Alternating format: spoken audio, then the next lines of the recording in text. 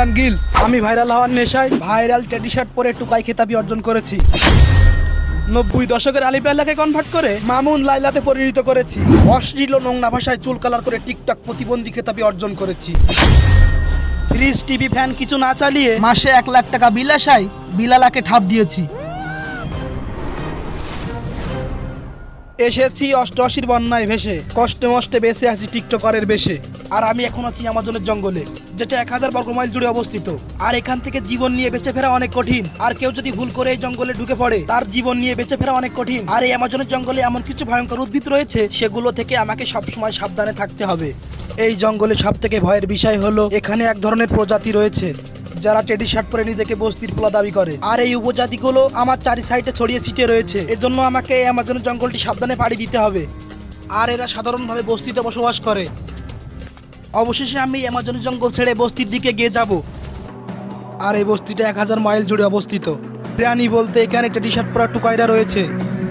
আর এই বস্তিতে টিকে থাকা অনেক কঠিন।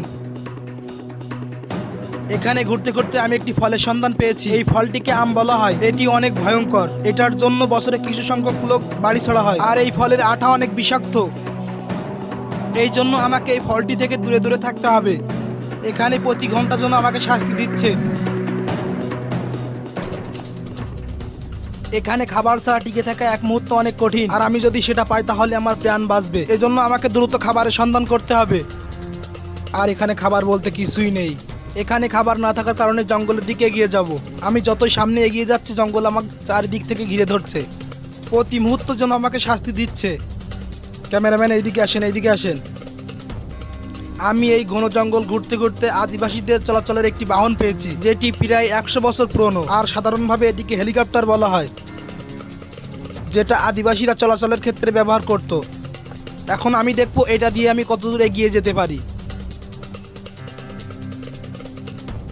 এই হেলিকপ্টারটি চড়তে আমার অনেক ভয় ভয় করছে, কারণ এর আগে আমি কখনো এরকম হেলিকপ্টারে উঠিনি। তবে এটা চড়তে বেশ ভালো লাগে। আর এই বাহনটি আদিবাসীরা এক জায়গা থেকে আরেক জায়গায় দ্রুত যাওয়ার জন্য ব্যবহার করত। এই ঘন জঙ্গলে এই হেলিকপ্টারটি নিয়ে যাওয়া একেবারেই অসম্ভব। এজন্য আমি এটিকে এখানে রেখে সামনের দিকে এগিয়ে যাব